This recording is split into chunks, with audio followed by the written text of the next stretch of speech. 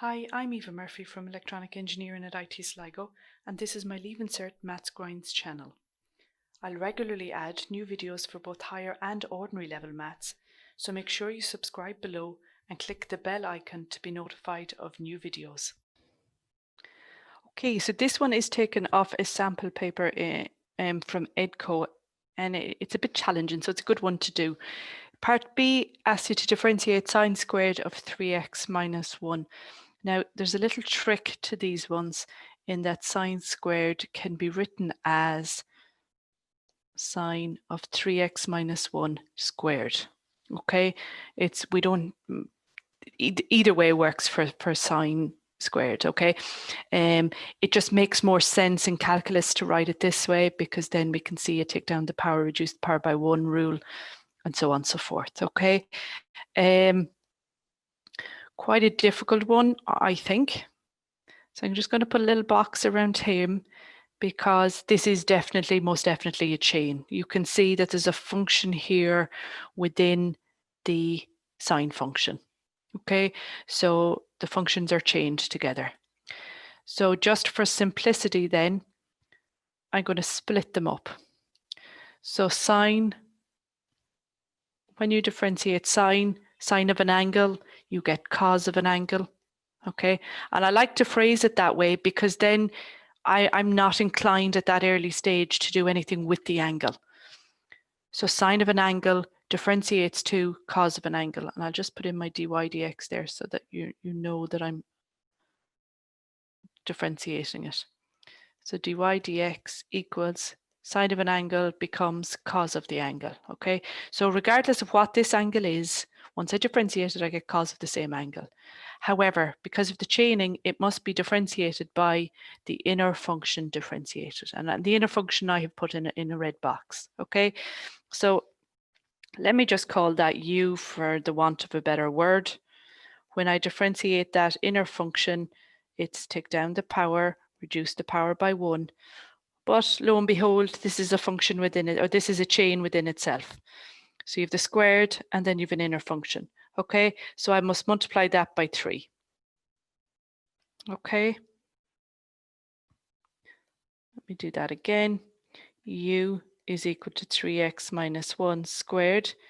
When I differentiate that inner function, it's take down the power, reduce the power by 1, multiply by 3.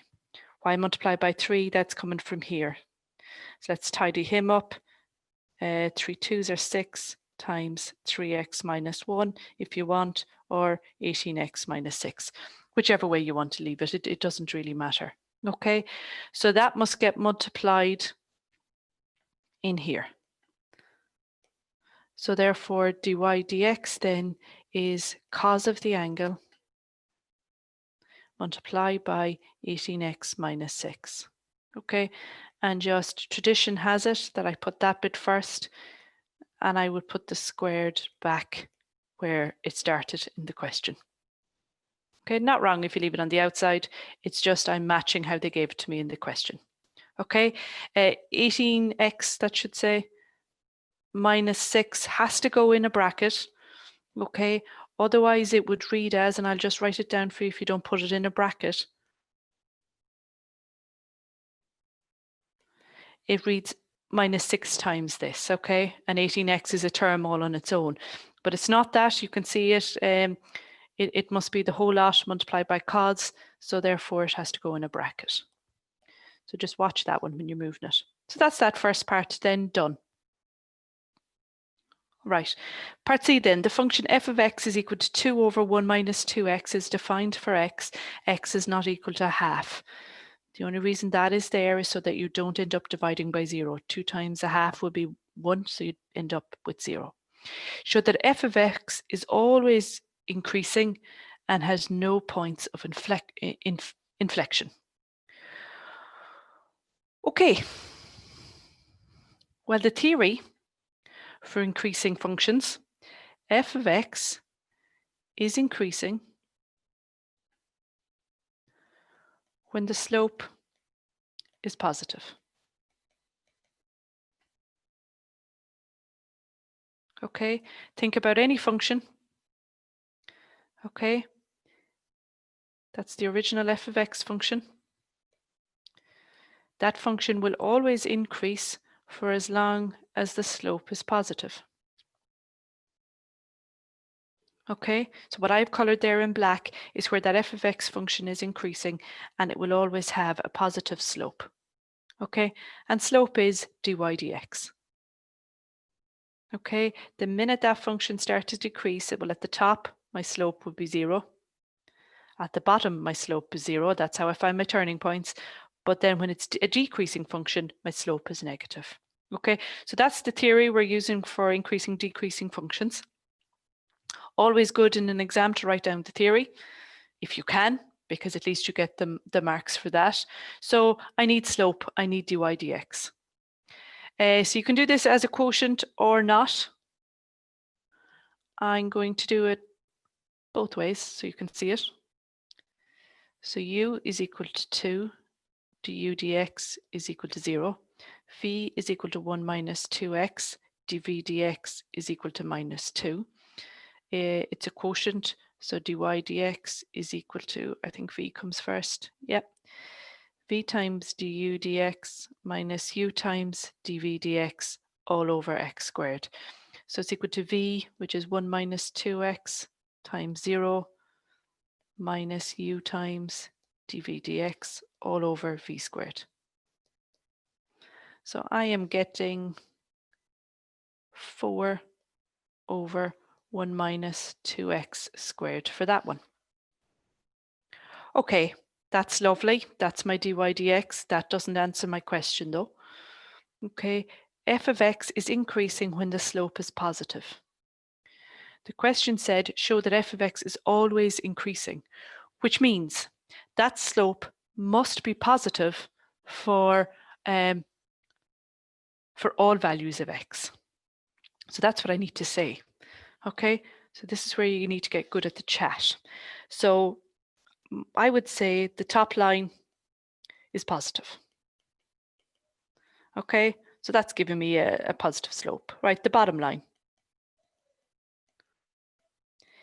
Always positive because it's squared. Okay, so regardless of whatever value that ends up in, regardless of the value of x, once you square any number, it becomes positive. A positive number over a positive number equals positive. Therefore, slope is positive always. Therefore, increasing function.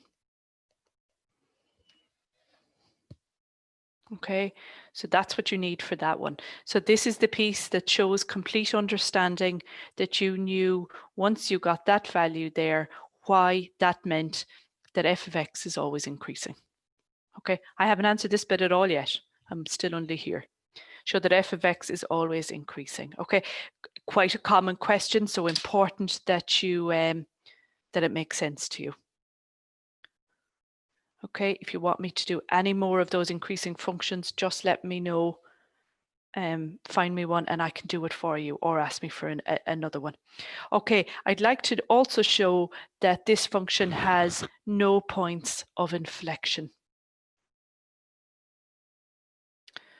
Okay, no points of inflection.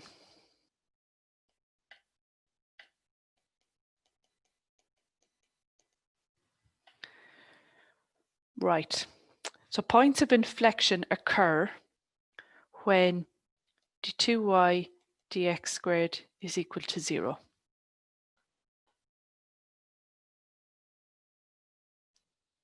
Okay, yeah. So remember the theory, d2y dx squared is less than 0 for a max, equal to 0 for a point of inflection, greater than 0 for a min turning point. Okay, so d2y dx squared then, well, let me write down, because I don't have it from the last page, wrong one. dy dx equals 4 over 1 minus 2x squared.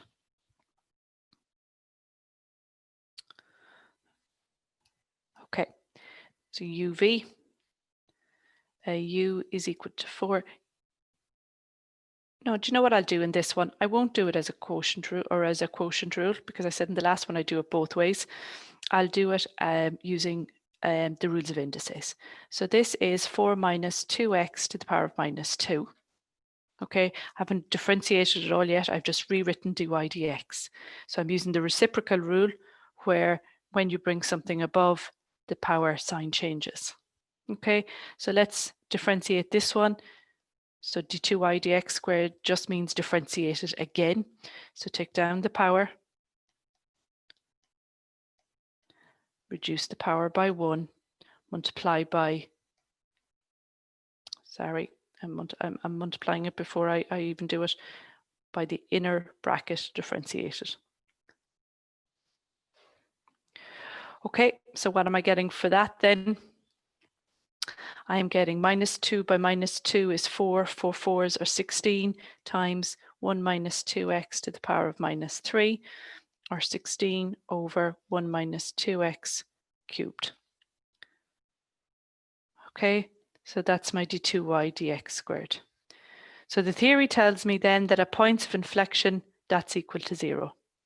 So at POI, and points of inflection are often called POI.